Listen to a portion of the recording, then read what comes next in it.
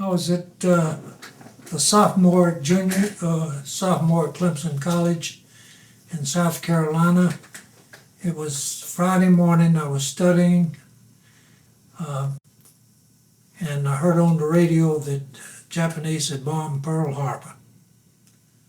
And that was the first time I heard of it. I didn't even know where Pearl Harbor was at that time. So, and then what happened? What was your emotions? What were you feeling? I really didn't have any emotions. It didn't seem real to me. It was something really, far off. And I didn't think anything too much about it. I didn't know the severity of the act at that time. How did you ultimately end up in the military then? Well, I was in ROTC at Clemson College, and once they declared war on Japan, they ordered us to stay in our program. And at the end of my junior year, which was in 1943, in June, I went into the service. I went to Fort Jackson in South Carolina and was processed almost immediately to Spartanburg, South Carolina at Camp Croft, at which time I went through basic training in the infantry. It was about 11 weeks or 13 weeks, I don't know, maybe 16 weeks. I can't recall at this time. And during my stay there, we had a day off, and I went to the Air Force officer and asked him. I said, I thought I joined the Air Force instead of the infantry, and they put me in the infantry. So the next day, the company commander ordered all 4 squadrons of 4 platoons out, and said everybody that wants to join the Air Force step forward. And I think 3/4 of the company did. And they selected 2 of us, me and another person. And I finished basic training, and then they put me on KP during the day, all day. And at night they put me on night guard. And I think they got angry at me for going in the Air Force. So that went on for quite some time until a new colonel moved into town in Spartanburg, and his wife had requested a couple of men from our company to come over and help her move. And so when I was getting off of guard duty, I was coming in the morning, they said, Konduros, he said, you got to go in town and help the colonel's wife move. And I said, I can't. I said, I'm on KP. And they said, forget that. I said, get on this truck and we'll take you in. And that was, of course, a dream job at that time. The lady was very nice. She fixed the sandwiches. It was a easy job. And I got back to the base a little early, and so I went back to the Air Force officer, and I said, did I join the Air Force or did I join permanent KP?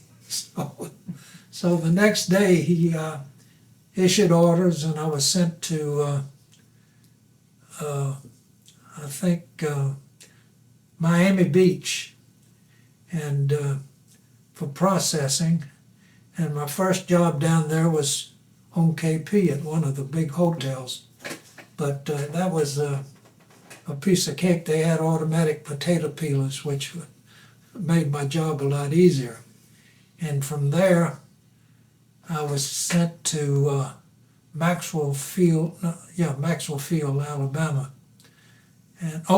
Maxwell Field, Alabama, and went through cadet training. And from there I was sent to Memphis, Tennessee, and that was around Christmas time. for further processing. And at that time, I went through a series of tests and so forth, and they wanted me to be a bombardier. I wanted to be a pilot, but they wanted me to be a bombardier. I went back to the officer in charge and I pleaded with him. I said, I want to be a pilot. I don't want to be a bombardier. He said, do you want to be a bombardier or do you want to go back in the infantry? I said, okay, I'll be a bombardier. So from Memphis, they sent me to gunnery school in Tenderfield, Florida.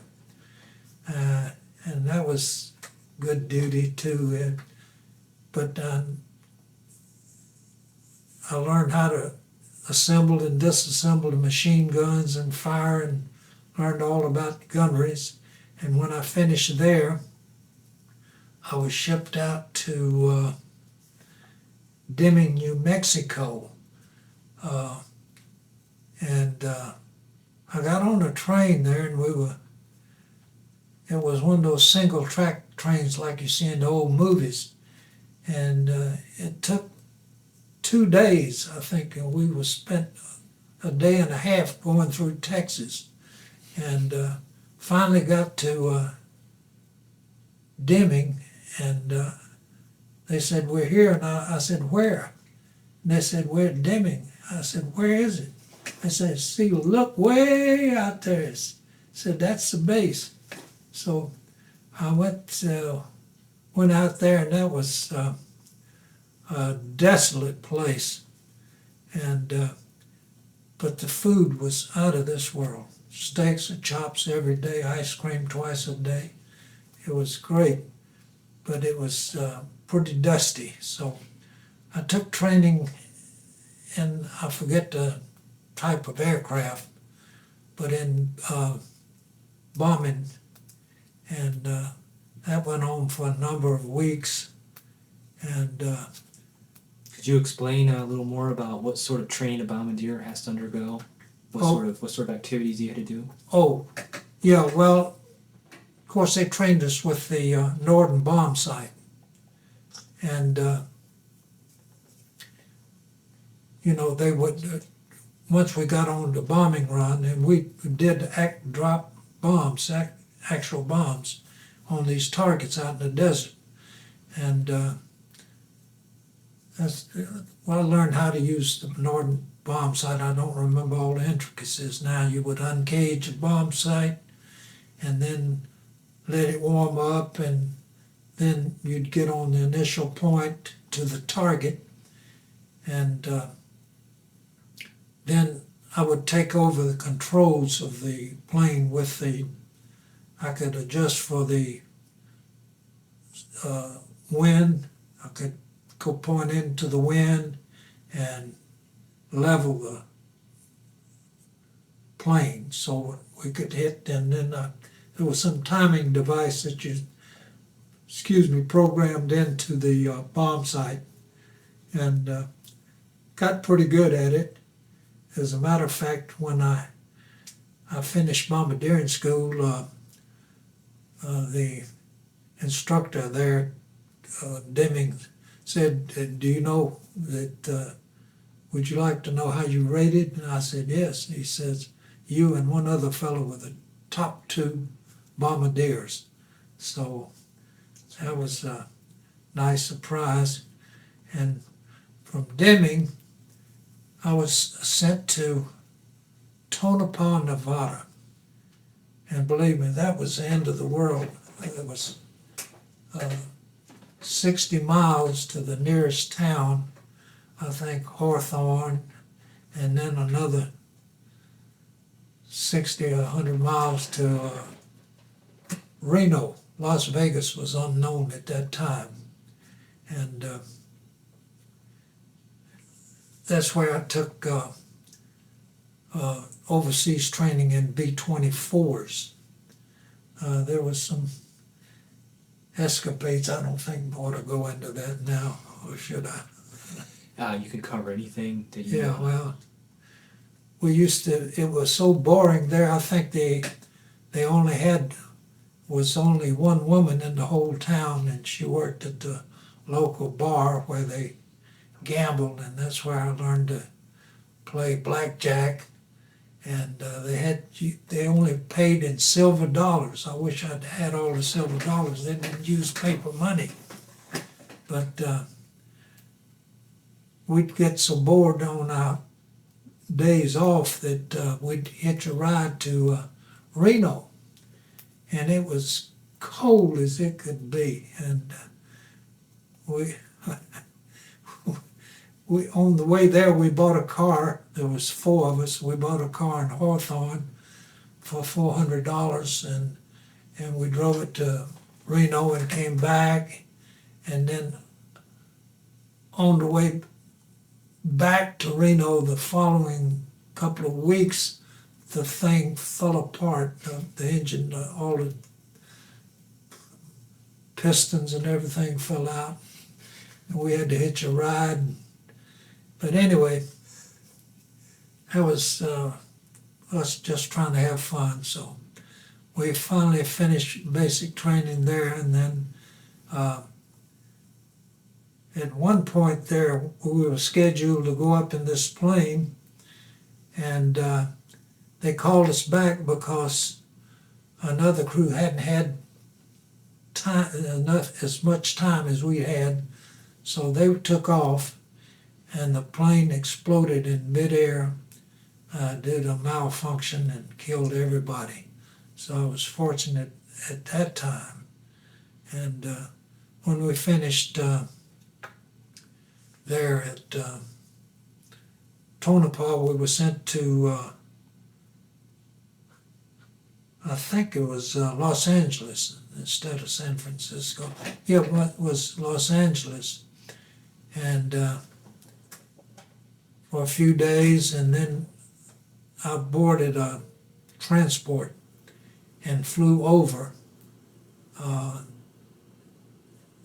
And they flew the different members over different times, and I was flown to New Guinea, and we stopped in Hawaii, and I was thinking about seeing all the islands and everything, but we only had 2 or 3 hours to get off, and they told us not to leave cigarettes in the plane or else you wouldn't find them, but I didn't heed that warning. So I got off and went into the hangar room or something. When I came back, and my cigarettes were gone, and then we went over and got to New Guinea. And at that time, we used to ride the bus, and with all the natives, they'd get on hook rides. And for entertainment, I used to get on the mail plane and fly around to the different islands. And then when we finally got our crew together, on my first mission was over Rabaul, which was, just like the Japs were still on there, but they were pretty well contained. And they put me with another crew for training. And so we went to, flew over there, and when we turned on to target, the initial point to where the target was, probably it was 15 miles or more. And as soon as we turned on the initial point toward the target, the lead bombardier evidently had a malfunction and dropped his bombs, and everybody in the formation dropped their bombs but me. And I said, and then this captain, that wasn't my crew captain, he says, "What's wrong with you, Konduros?" Says, "You should have dropped the bombs." I said, "Well, they missed it by 30 miles. So we flew back around and hit the target." So when we got back, they were pretty upset with me until they realized that I was the only one that dropped the bombs on the target. There was there was one other time when we were. Go ahead. flying over a mission over Corregidor, and I was with another crew at that time, and you know, before we got to the initial point, I would go back and pull the pins on the bombs so they would activate them, and then went back, and then we get on the bombing run, and we flew over it, and my bombs didn't drop. So I had to go. Of course, I didn't have a chute. I never wore a chute. I had a harness on and a flak suit, and chute was hanging by a strap in the compartment there. So I went back out to correct the malfunction. I forgot exactly what happened, and I walked out on the catwalk, which, as you know, is very narrow and almost blew me out of the plane. So we finally got that loosened, made the bombs, and hit the target. There was one other memorable mission over Balikpapan, which was the oil fields there. And I think at that time we had a brand new plane. And What happened to your other plane? Why'd you need a new one? I think this was a new one too. Okay. Yeah. And so after we dropped the bombs, I could hear all this patter, you know, on the plane, like things hitting against the wall, you know. And that was quite a long mission, and it was, I think, several hours each way. And on the way back, when we were coming in for the landing, one of the engines quit, and then as we were coming in, another one caught fire, and we had to flame that out, and then we landed, and the plane conked out. They had to come and bring a tractor to wheel us in, and we counted, I thought at that time, 100 and something holes in that plane, and nobody was hurt. And but the most memorable mission, unfortunately, was the 9th mission over Zamboanga. And as you know, in the Pacific, it would rain at a moment's notice and then clear up. I think we got up real early that morning. I think it was March 9th of 45. And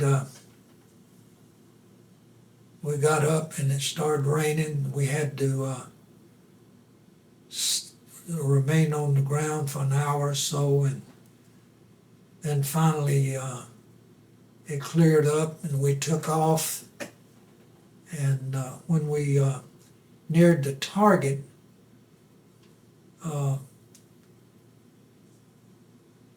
we went through the usual procedure, you know, but I called the pilot, Smitty, who incidentally was tops in his class. We had a real professional crew. Everybody, all the officers were top drawer, and the enlisted men were the best. And it just so happened the belly gunner, that was his first mission because he had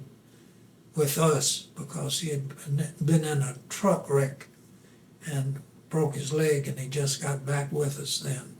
Pete, do you remember the names of your crewmen? No, I don't. I cannot remember. I didn't write them down. I wrote all the families, you know, after this incident, but I did see, when I went to New York, I did see the pilot's wife. She was a lovely lady, and we went out for the evening. She was she was older than I was, and we just had a nice evening. She was very well composed and everything. And the navigator's family was in Brooklyn. I called them, but I talked to one of his sister, I believe, and I wanted to talk to his mother, but she was so broke up she couldn't talk to me. And the co-pilot's family I called, and his sister answered the phone.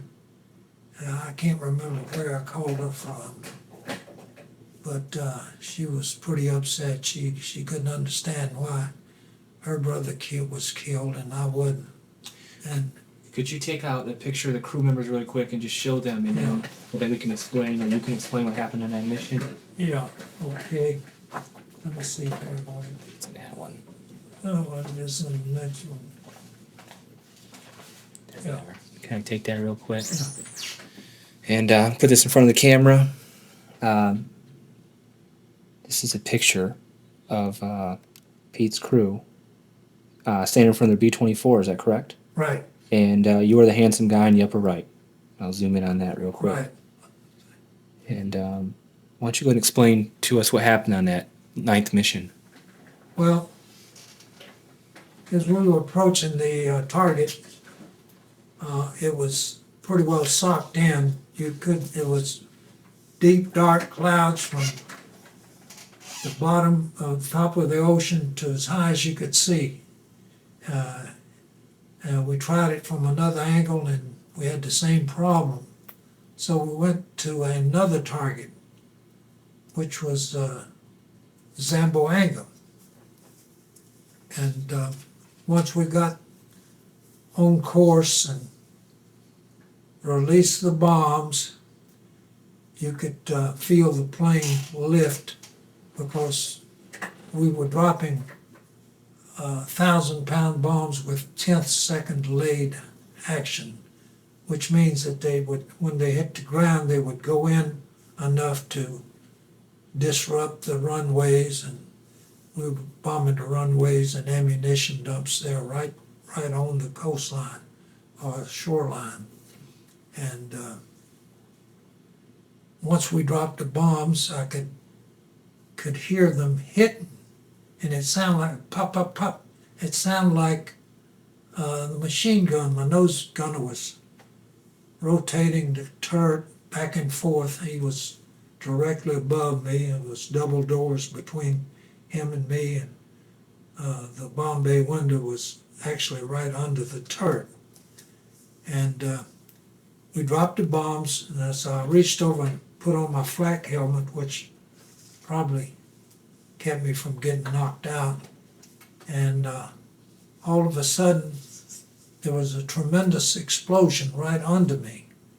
And it looked like it looked like looking into the sun. If you've ever seen that on TV or in the movie, a picture of the sun boiling and everything. And all this is happening within an instant. An instant later, it felt like somebody shot off a cannon right behind my feet, boom. And I looked back, I saw this big ball of flame coming through the fuselage. And my first instinct was to go through the nose wheel door. But all this just happened in a second. The next thing I knew, I sort of felt myself lifting up, and I was out in the open, and I opened my eyes, and my head was by the Astrodome, where they shoot the stars. And I laid there, and I looked up, and I could see my nose gunner. He just lifted out of his turret and flew off into space. What had happened, and of course this is all, by hindsight, and we knew what happened. The first bomb that hit us was, of course, both bombs that hit us were 1,000-pounders with 10-second delay. The first bomb hit the nose turret, knocked the plexiglass off, and blew up right under the bomb bay window. The second bomb hit the main wing tank where they had the gasoline and just disintegrated the plane. And when I looked out and I saw the nose gunner fly out, and I was sort of like in a fetal position. I was laid up against the side of the plane, and I could almost reach back into air. It was that close. It just sheared off that nose right behind my feet, and plexiglass was off, and I was spinning around, and the centrifugal force held me up against the side of the plane. And I had two thoughts at that time. First one was, I said to myself, I wonder how it's going to feel to get killed. And the second thing I thought about was, ain't Mama going to be sad when she hears I'm dead? And it was just unreal. I was very calm, thanks to God, because God was in control at that time. And I was not a very religious person at that time. And I leave a lot to be desired now even. But anyway, was spinning around, and I happened to look up left, and I saw the chute hanging by a strap. So I reached up with my left hand and undid the chute. It was hanging on a strap, and I pulled it up to my chest. All this time, I'm just tremendous, going down like a corkscrew, and all I could see was daylight. So I pulled the chest chute up to my chest, took it on to the harness, and there were no clamps. I said, oh my God, I forgot to put on my harness. And then it occurred to me that I had my flak suit on. So I pulled a little string in front there, and it disengages at the shoulder and the sides, and it flew off. And then I snapped the chute on, the clamps, and I just raised myself. I don't know why I thought I was going to go through the astrodome. I never got my head through it. But anyway, as soon as I lifted off, I broke the centrifugal force and I flew out.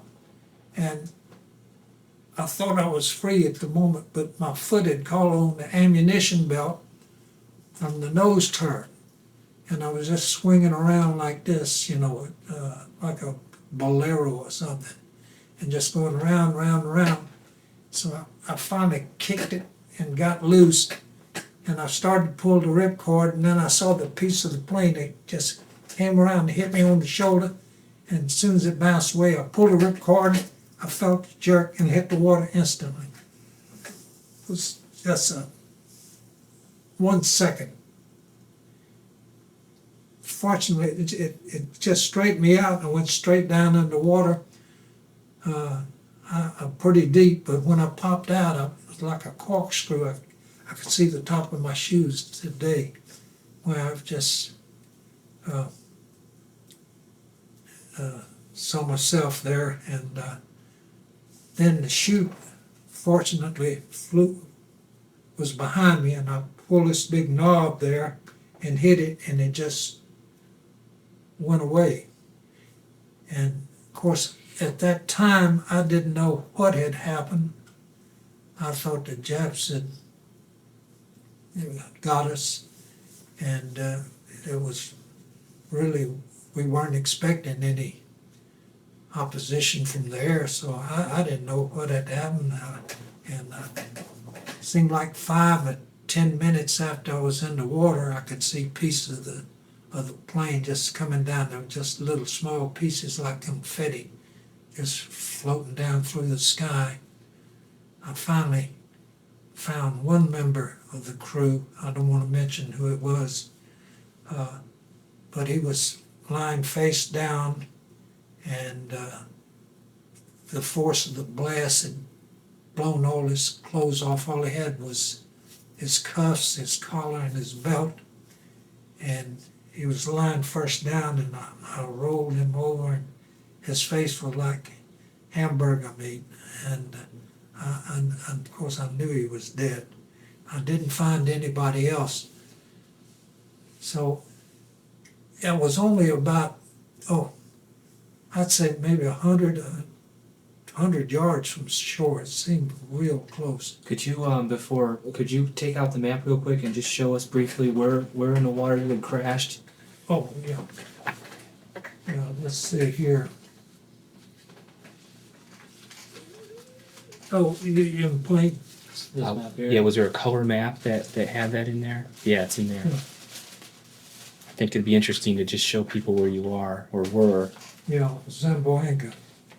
And we were in, Go ahead and hold the map right in front of you, and then I'll take a picture of it. here it is, Zamboanga. This is, There, that's good.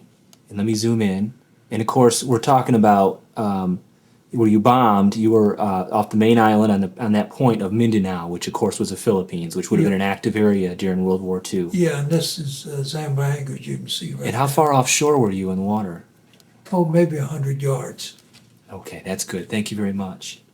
And if you could explain what happened once you had collected yourself and you were sitting in the water. And of course, not knowing what happened, I didn't want to go swim to shore because it was Japs, and anybody that had been swimming in the ocean, if you go out about 20, 30, 40 yards, I could just see the shoreline easily. And but I would estimate 100 yards from shore, because we had just turned off bombing the runways, which was right on the shore, and turning in to take off there. And I looked off, and I saw these islands. They looked about that big. They must have been 20 miles away. And then I saw these ships, and they were tiny. And I wasn't sure if they weren't Japs, because I didn't know what had happened. So, believe it or not, I started swimming to the islands. And after a while, I was waiting on the seaplane to come rescue me that they're supposed to, but nobody had seen the chute open. And after a while, I saw this plane come over, and it dove right at me, and I thought it was a Japanese roof. It was a Kingfisher airplane off the USS Phoenix. They were searching the area for any survivors. But I thought it was a Japanese roof. They have almost the identical silhouette. So when he flew over, I would go under the water. I was afraid. At that time, I had heard that the Japs would shoot the survivors in the water. And every time he flew over, I would try to make myself obscure by getting underwater if I could. Then on his next to the last pass, which he told me it was, I saw that big insignia of the Air Force on the plane, and I hit the dive pad, which made it easy for him to spot me. And then I inflated my Mae West. At that time, I was just floating around. I didn't want to be up and out of the water. So he flew around, and he flew off, and then after a while he came back, and he flew over me, and he dropped a life raft. And I went out to find it, and evidently it had sunk because it hit some structure on the plane when he threw it out. And then he went off, and I said, what are they going to do, leave me here? And all this time, other bombers were bombing the same target that I've bombed. And I've seen them miss 15, 20 miles, and I thought there's another danger there, because, and that's one reason too I didn't want to go to the land, because I'd get bombed. And they would bomb, and then after a long while, I saw two Navy Corsairs come over, and they start strafing the beach. And then this Kingfisher came back, and of course the Corsairs were there to, keep the enemy down. And the Corsairs, and then Lieutenant Smythe, who piloted this Kingfisher, landed and almost ran over me because the water was very choppy and it's very difficult to see you. And so I waved to him, and I missed him, and he apologized for almost running me down. And then I got up on the plane. He said, sit on my gunner's lap. There was, that. Could you show that picture? Yeah. So Just a little comment here. Yeah. You happen to have these photos, which were actually taken. This is the Kingfisher that rescued you. right. And I'm going to zoom in on the back, and this is you in the back, getting ready to get rescued, right there. And I think it's absolutely remarkable that you have these pictures that document the mission and the rescue. Yeah. Could you go ahead and just go ahead and continue with the what happened after that? Okay, and then they hauled me above and interviewed me on the plane, and So what ship did they take you to? they took me to the flagship for that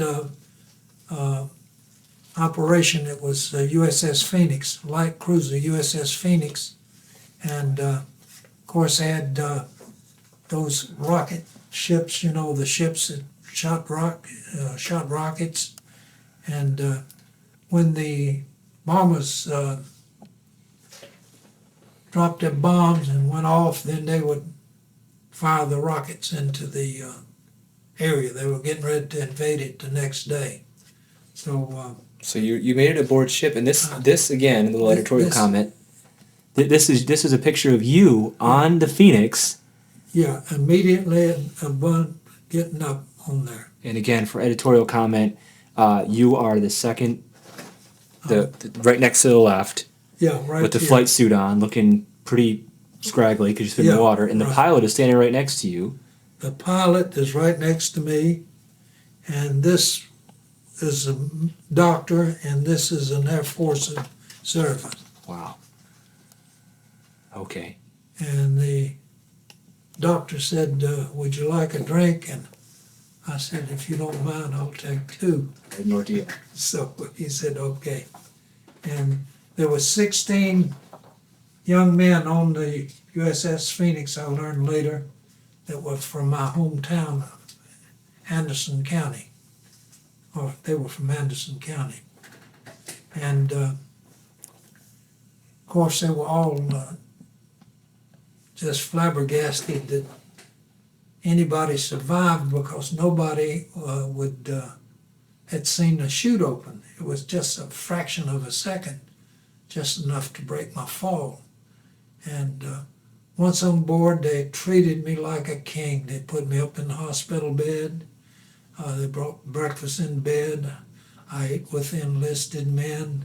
I ate with the officers, and also the admiral there, and in the officers' mess, which was quite elaborate, and also made a radio recording with the war correspondent that was on board ship there. And you have the tape, but I hope it's still good. Yeah, we're gonna, again, another editorial comment. We're gonna try to get this tape digitized, so we can include this with this tape here. Yeah. So, Okay. yeah, So how long were you on the ship, and then what happened after that? well, I was on the ship for 7 days, and they finally dropped me off at the base, and I went up to, I guess the supply, went off to the main office or something, and they said, who are you? I said, who am I? I said, don't you know I lost my whole crew. They didn't even know I was survived, and they'd given away all my clothes, everything I had, Hawaiian shirts, that all my, just everything. So I didn't have anything left, and that's about the end of the story. Could you explain where you were on VJ Day? Oh, this was a complete opposite. And on VJ Day, I happened to be in New York City visiting my aunt's relatives in Poughkeepsie. And I would go to Times Square every day, and I had big city-itis. I just loved the big city, and at that time, and I remember on Times Square you could get spaghetti at these sidewalk restaurants for 15 cents. The times have changed.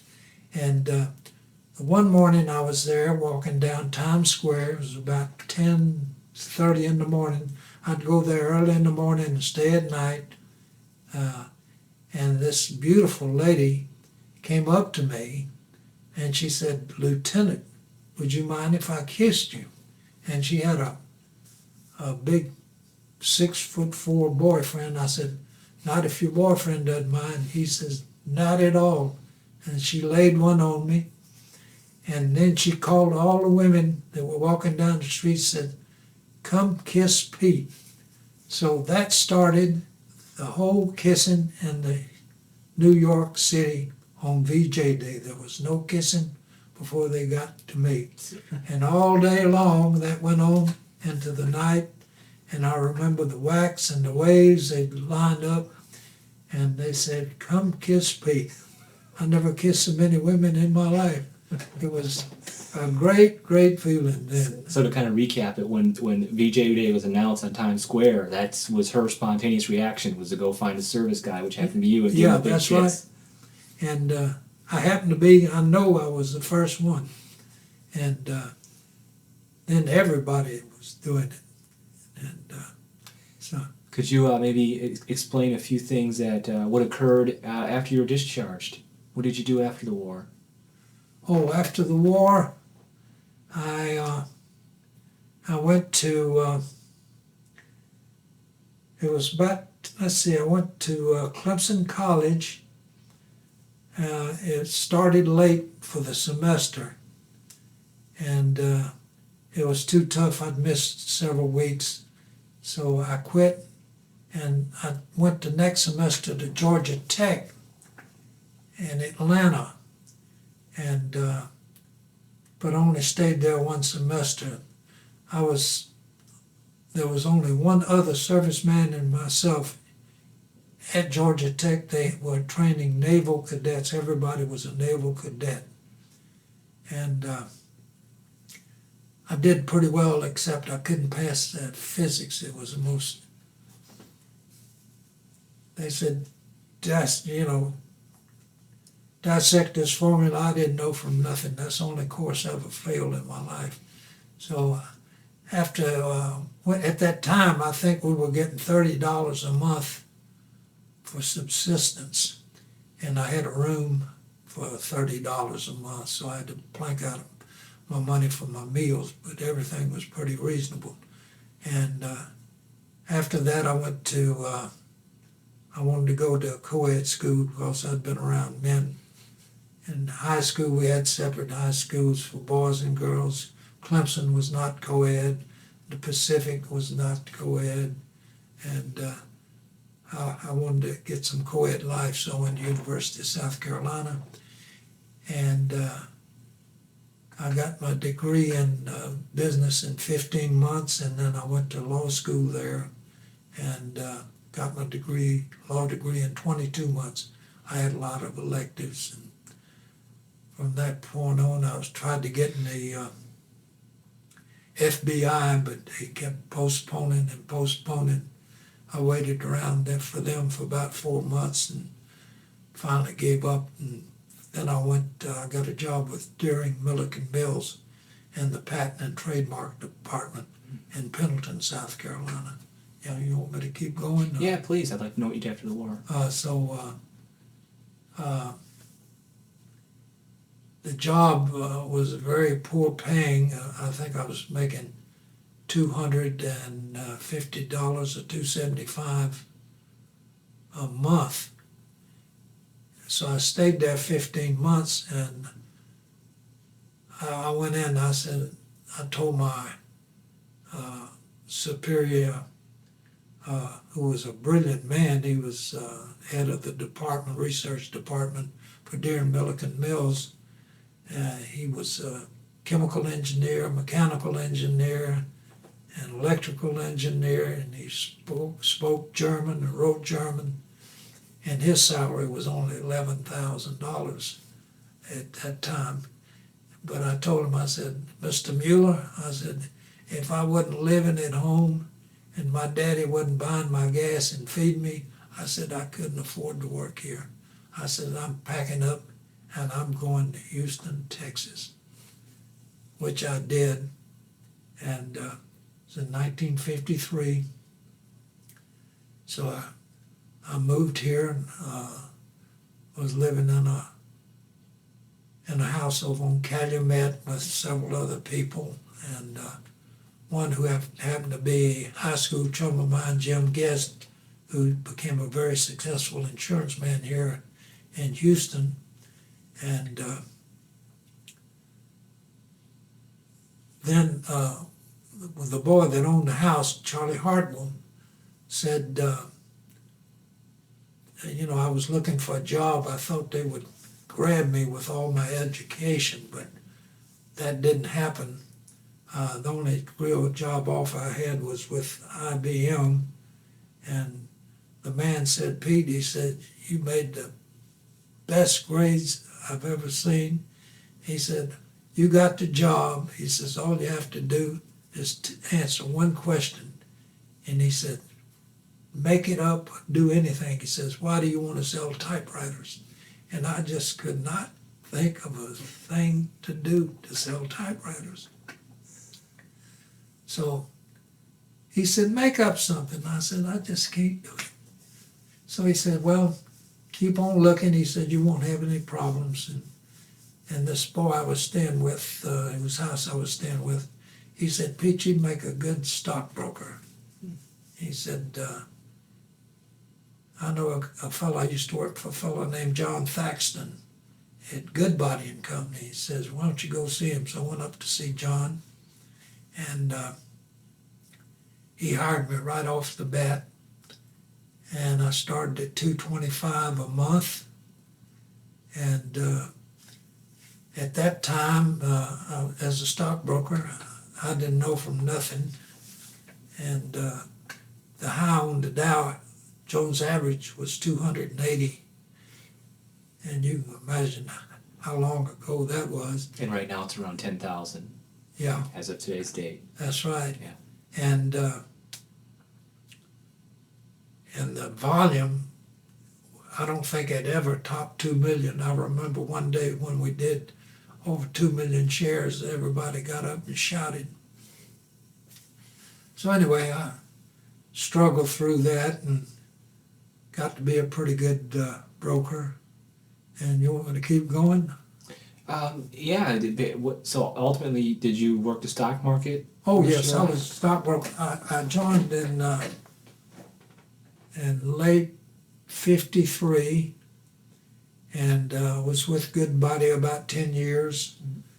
And I met my wife through an acquaintance that I was dating. This girl I'd met who worked for George Mitchell, the big oil man here in Houston. And he'd thrown a party for the mayoral candidate and invited all the Greeks in town, and I happened to be one of them.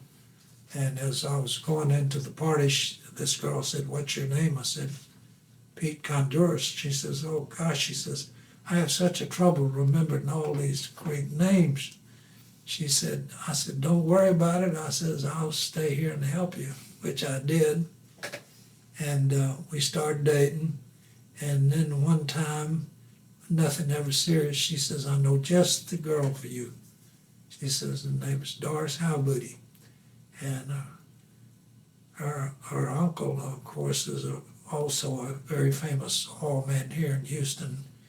He wrote the book Spindletop. I think people are familiar with it. But unfortunately, he never passed any wealth down to me. But anyway, I dated Doris for about a year and a half. We got married in 1957, I believe. And we have one daughter who's now 43. I was 31 when I moved here, 35 when I married, 39 when my daughter was born. Now I'm 82.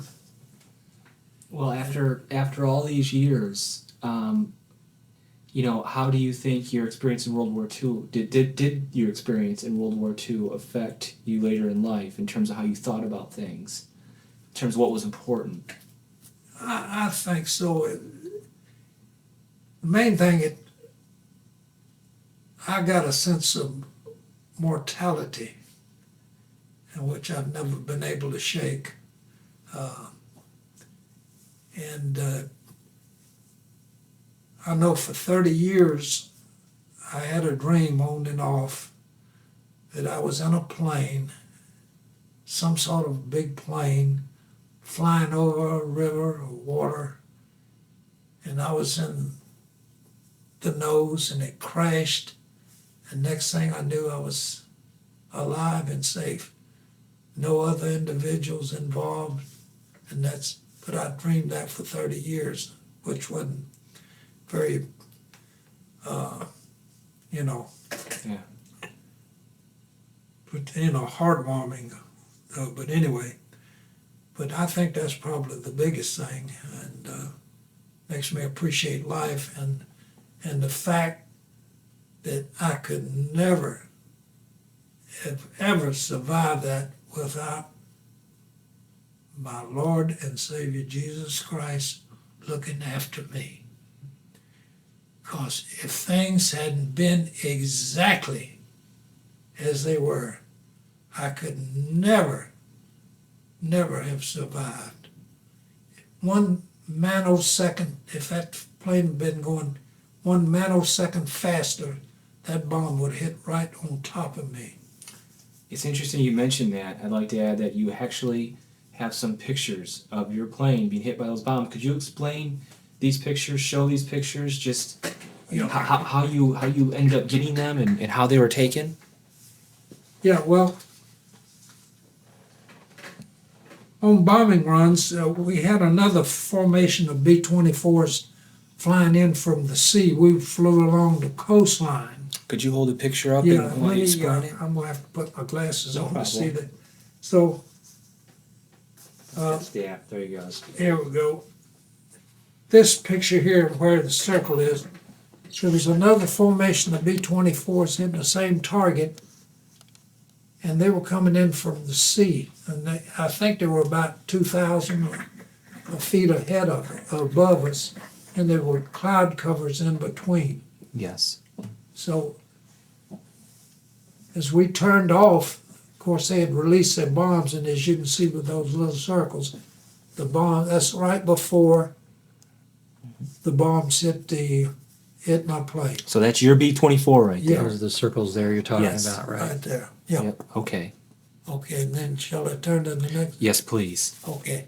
And then here you can see,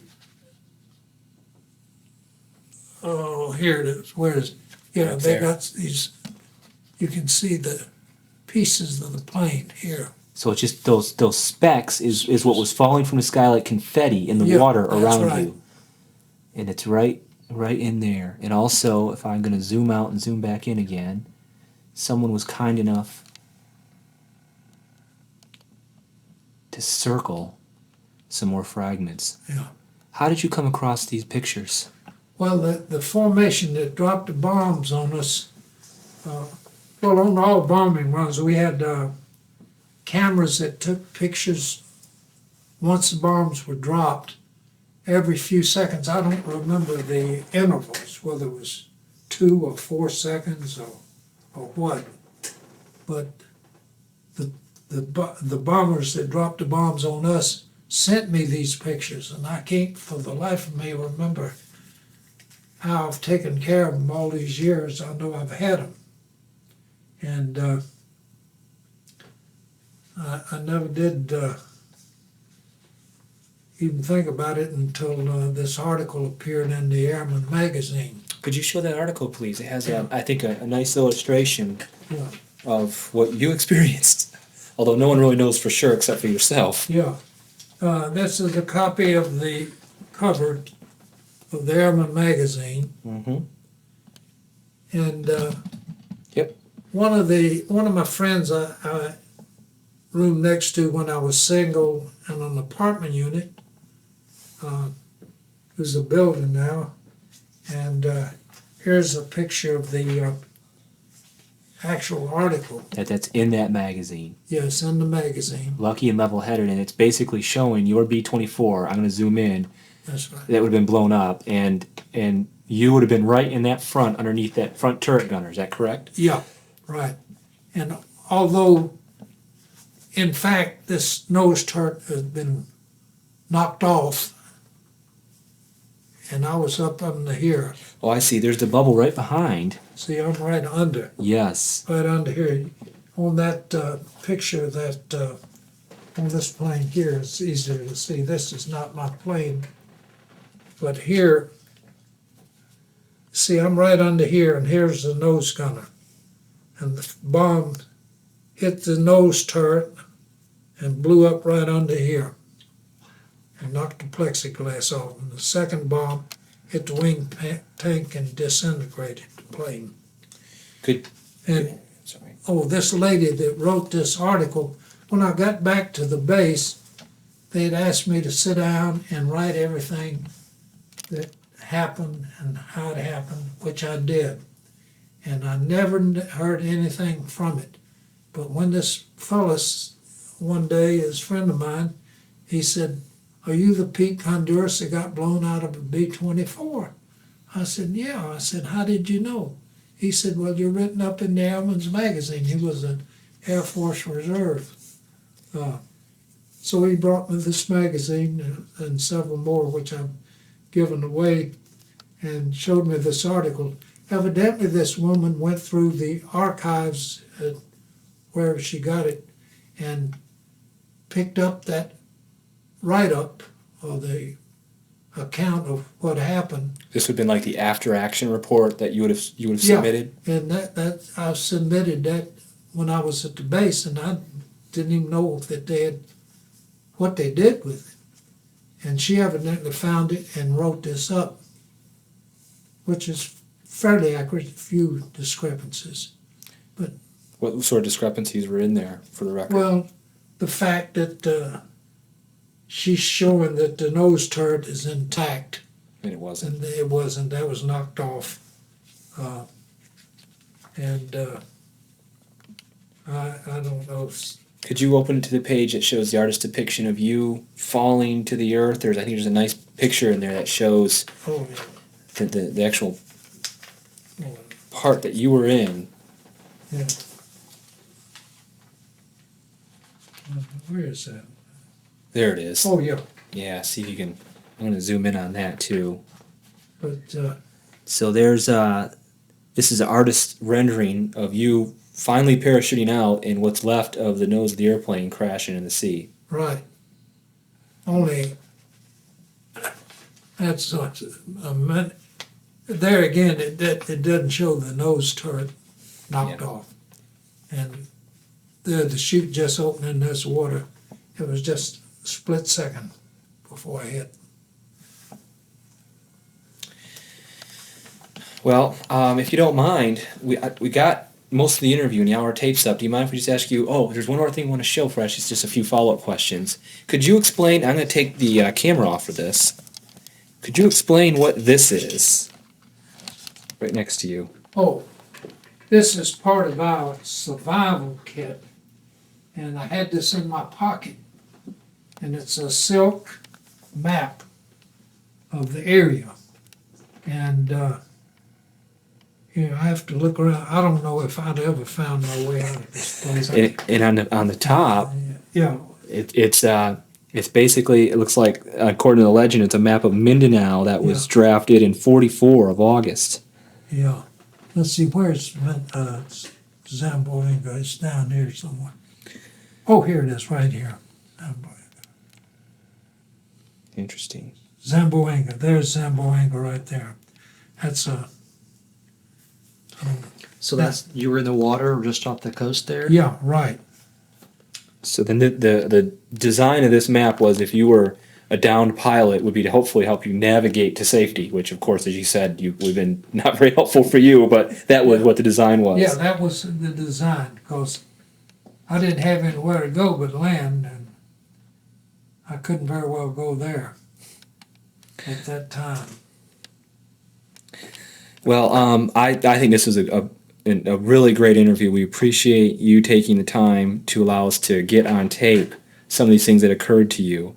I'm going to fade out shortly, but before I do, is there anything you'd like to add that has not been covered in the interview? Well, I can't think of anything. Okay. I believe that's about it. Okay, I'm going to fade out then. And again, thank you for your time, Pete. My pleasure.